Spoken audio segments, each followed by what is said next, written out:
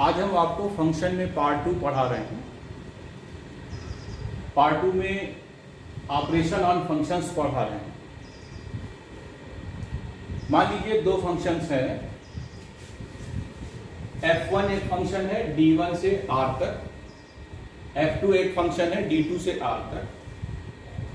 Then addition of the two functions f1 plus f2x, this becomes f1x plus f2x for all x belongs to d1 intersection d2।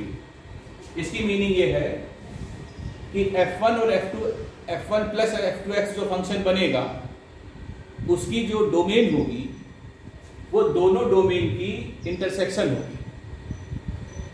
Similarly product f1 into f2x becomes f1x into f2x for all x belongs to d1 intersection d2।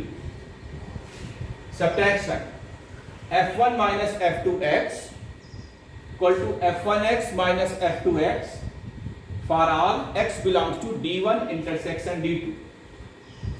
Quotient f1 by f2x, this will equal to f1x upon f2x for all d1 intersection d2 minus x such that f2x equal to 0।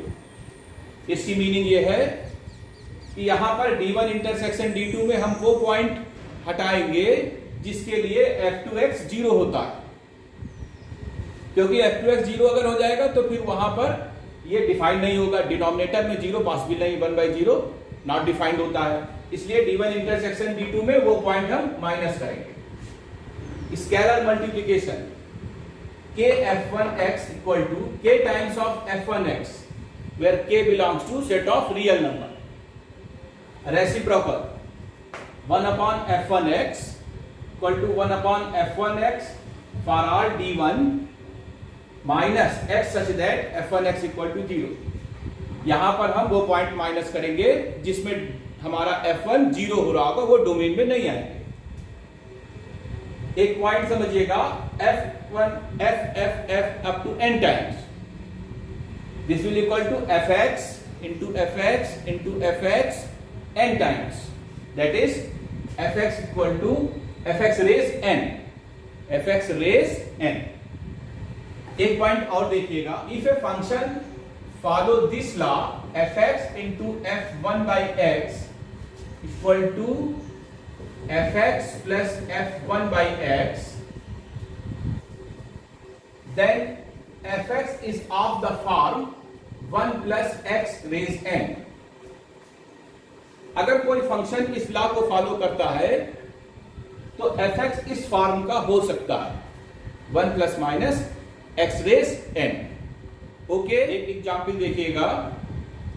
Suppose there are two functions f1 from r to r, मतलब set of real number से set of real number तक, such that f1 equal to x and f2 is another function such that f2x equal to mod x, ये भी r से r तक है। then f1 plus f2x is equal to f1x plus f2x, that is x plus mod x।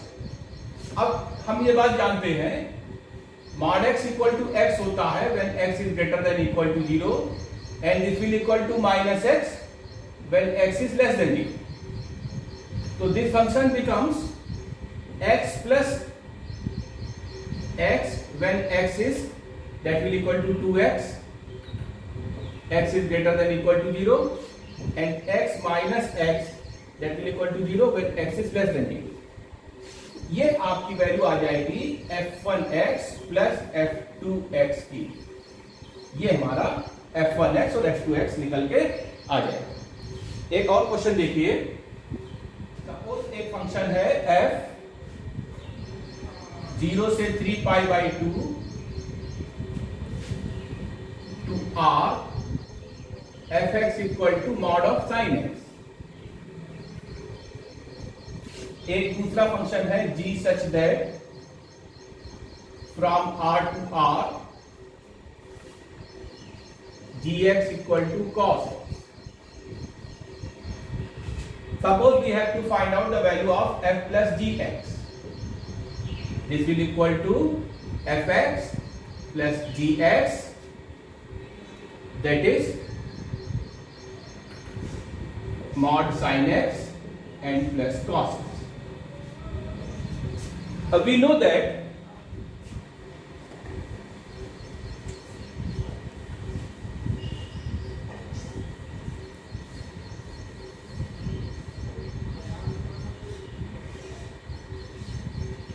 अब हमको ये mod sin इसको OPEC करना है। ये जो प्रॉपर्टी थी mod x वाली, mod x equal to x when x is greater than equal to 0 minus x when x is less than 0। तो इस प्रकार से ये देखेंगे कि sin x कहां पॉजिटिव होता है और कहां पर निगेटिव होता है। तो इसके लिए आप ग्राफ का उपयोग कीजिए। ये sin x का ग्राफ है 0, pi by 2, pi, 3 pi by 2 और 2 पाई। तो देखिए आप 0 से पाई बाई 2 में ग्राफ पॉजिटिव है और पाई से 3 पाई बाई 2 के बीच में ग्राफ हमारा निगेटिव है। जो ग्राफ में जो अपवर्ड पोर्शन होता है वो पॉजिटिव और डाउनवर्ड जो होता है वो निगेटिव। तो इसलिए हम ऐसा लिख सकते हैं कि mod sin x is equal to sin x when x lies between 0 to pi, and this will equal to minus sin x when x lies between pi to 3 pi by 2. Therefore, this function becomes sin x plus cos x between 0 to pi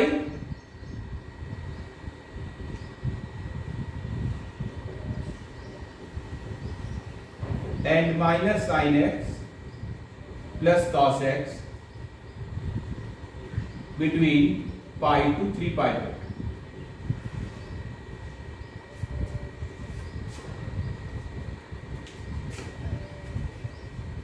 okay, और example देखिए। एक function है जो इस law को follow करता है, fx into f1 by x equal to fx plus f1 by x. We have to find out, we have to given f3 equal to 28, we have to find out the value of f2.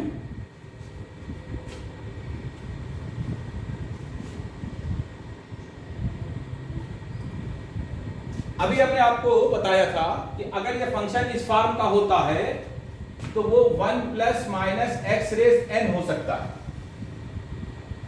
तो आप इसको देखिएगा, अगर हम 1 plus 3 raise N करके इसको 28 कर दें तो 3 रेस एन equal to 27, that is 3 raise 3, therefore n equal to 3।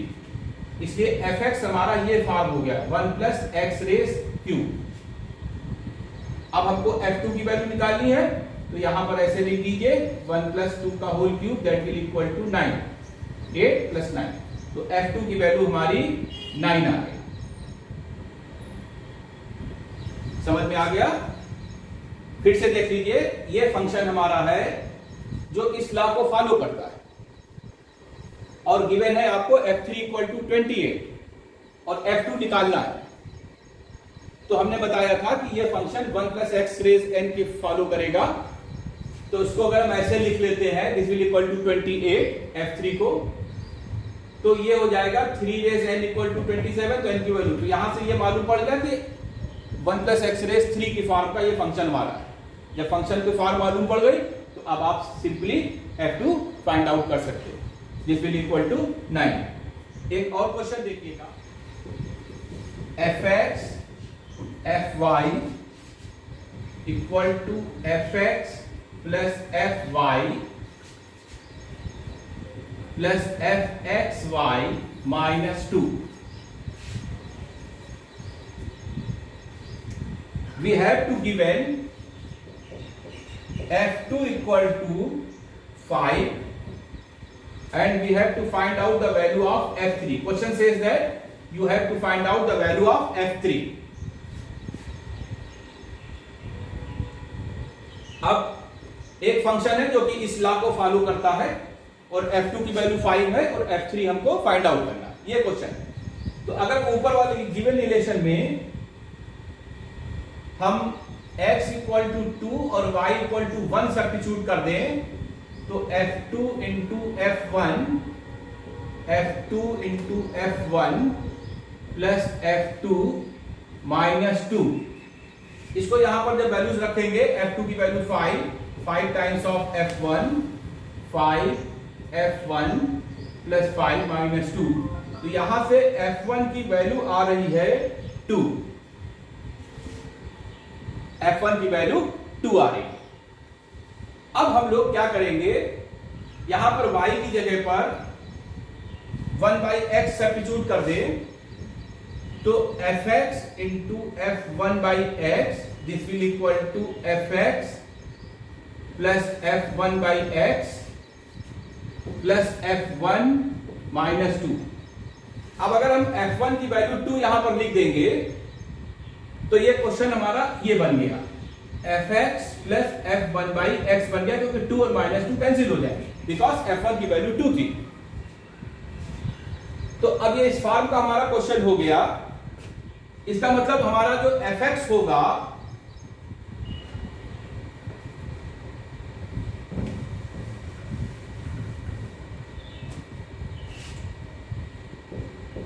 ये इस फॉर्म का होना चाहिए, 1 plus minus x raise n की फॉर्म का होना चाहिए।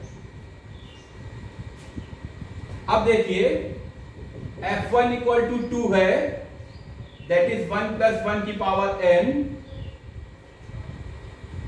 तो इसका मतलब ये हुआ कि fx की वैल्यू हमारी 1 प्लस एक्स रेज n की फॉर्म की है और f2 की वैल्यू 5 है, ये क्वेश्चन में गिवन था। तो अगर हम यहां पर f2 निकालेंगे 1 प्लस 2 की पावर n, ये 5 है 1 प्लस 2 की पावर n, यहां से 2 raise n equal to 4, that is n equal to 2।